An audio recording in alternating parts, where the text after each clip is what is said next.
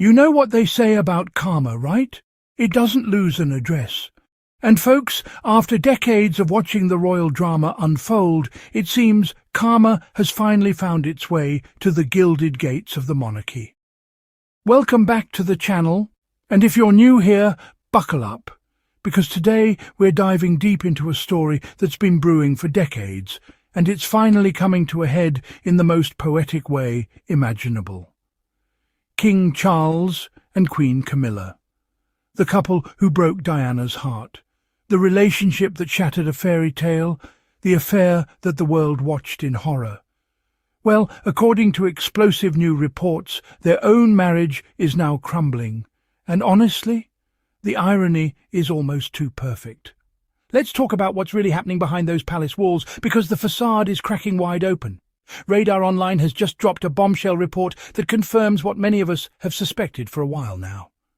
King Charles and Queen Camilla are, and I quote, divorced in everything but name. They're living separate lives, maintaining separate residences over 100 miles apart, and only coming together when the cameras are rolling. Sound familiar? Because it should. This is the exact same playbook that destroyed Diana. The fake smiles for the public, the separate lives behind closed doors, the loneliness of being in a marriage that exists only for appearances. Except this time, it's happening to the very people who caused that pain in the first place. Charles is spending his time shuttling between Clarence House in London and his beloved Highgrove House in Gloucestershire. Meanwhile, Camilla has essentially checked out, retreating to Ray Mill House in Wiltshire, the property she bought back in 1995 after her divorce. A family acquaintance revealed something incredibly telling. They said, for Camilla, Ray Mill is much more than just a house. It's where she feels free from the demands of royal life. Free from the demands of royal life. Let that sink in. This is the woman who spent decades waiting to be queen, who broke up a marriage to get to this position, who stood by while Diana suffered through postpartum depression, bulimia and public humiliation. And now that she's finally got the crown she always wanted, she can't wait to escape from it. But here's where this story becomes absolutely poetic in its justice. Sources are now suggesting that Camilla's feelings for Charles may have actually cooled after she achieved her long-awaited goal of becoming queen. Think about that for a moment. She didn't want Charles. She wanted the crown. She wanted the status. She wanted to be vindicated after years of being called the other woman, the mistress, the homewrecker. And you know who saw through this from the beginning? Diana. Princess Diana knew exactly what she was dealing with. She famously said there were 3 people in her marriage, and she was right. But what Diana also understood, and what we're seeing play out now, is that a relationship built on deception, affair and betrayal was never going to have a happy ending. Charles and Camilla's marriage began in the ashes of Diana's pain. They married in 2005, nearly 8 years after Diana's tragic death. And even then, Camilla couldn't get the title of Princess of Wales because the public wouldn't stand for it.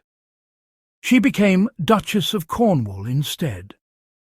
It took Queen Elizabeth's death in 2022 for Camilla to finally get that Queen title, and only because Elizabeth insisted on Queen Consort before she passed. But here's the thing about getting what you want through manipulation and deceit. It never tastes as sweet as you thought it would, and it certainly doesn't last. Right now, Charles is battling cancer. He's 76 years old, facing his own mortality, and reportedly trying to reconcile with Harry before it's too late. And where's Camilla in all of this? According to insiders, she's nowhere to be found. A source revealed that, in recent months, it's almost seemed like any time together requires their secretaries to coordinate their diaries.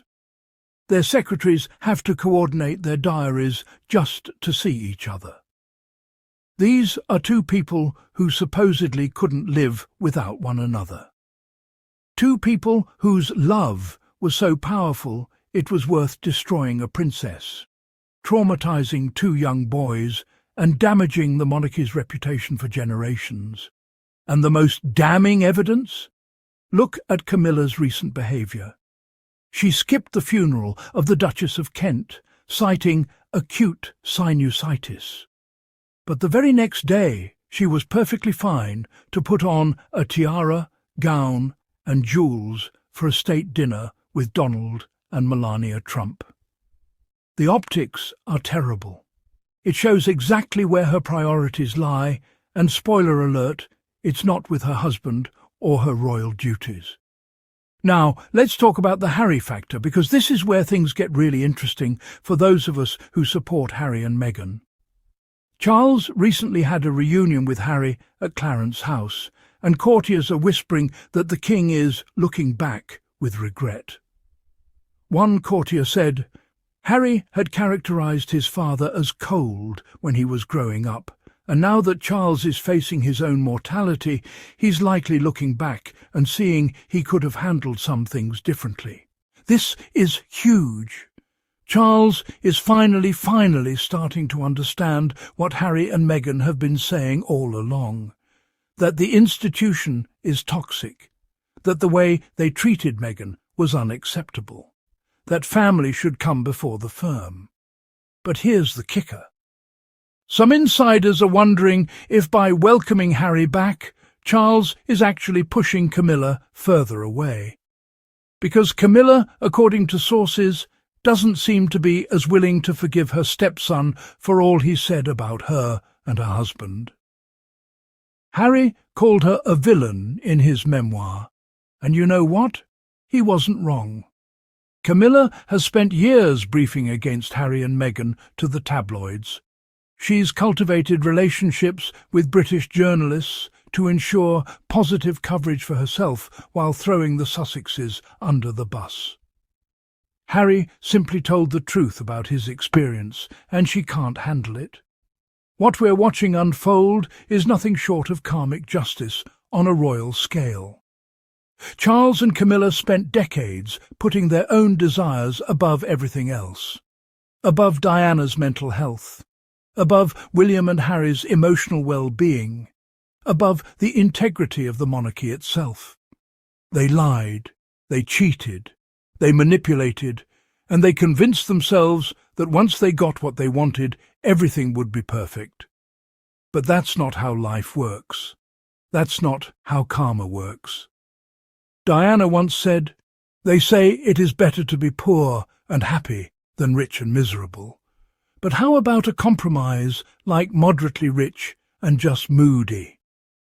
She was trying to find humour in her pain, but the truth is she would have given up all the wealth and titles for genuine love and respect. And she never got it from Charles. Now Charles and Camilla have all the wealth and titles anyone could want. They're the King and Queen of England. They won, right? Except they're miserable. They're living separate lives. They're staying together out of duty, not love. They're exactly where Diana was all those years ago, trapped in a gilded cage of their own making. And the beautiful irony?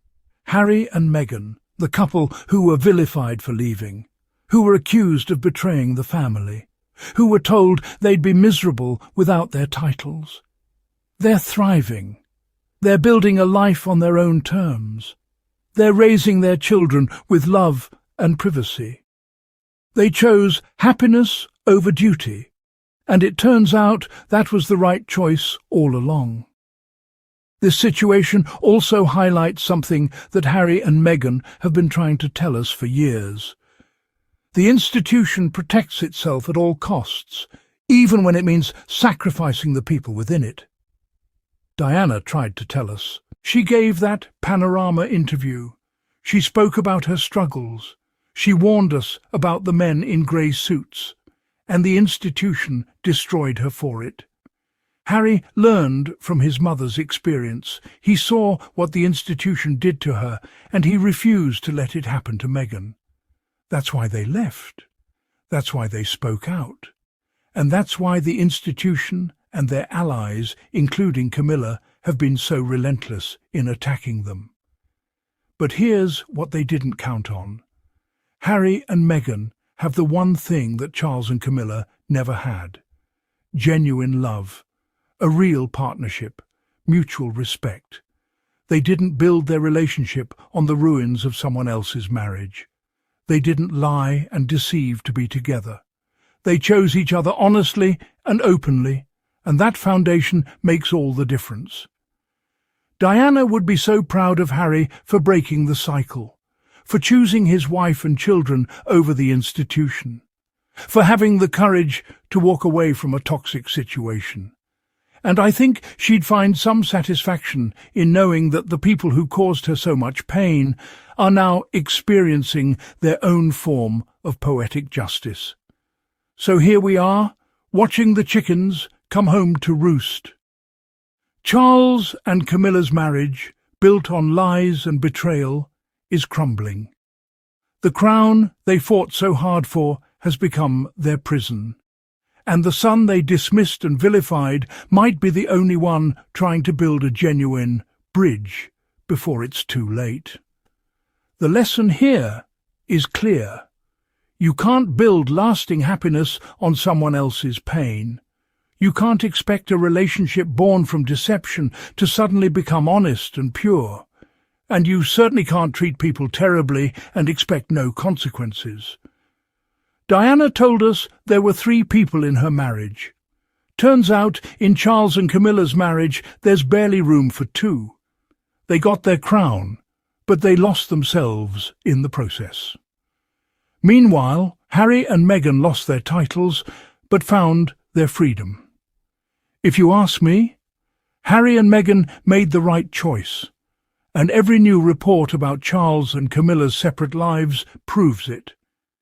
If you enjoyed this deep dive into royal karma, please hit that subscribe button and ring the bell so you never miss an update. We're here speaking truth about the royals, supporting Harry and Meghan, and keeping Diana's legacy alive. Drop a comment below with your thoughts on this situation. Do you think Charles and Camilla will actually divorce, or will they keep up appearances until the end? Let's discuss. Thanks for watching, and remember, the truth always comes out eventually. Sometimes it just takes a few decades.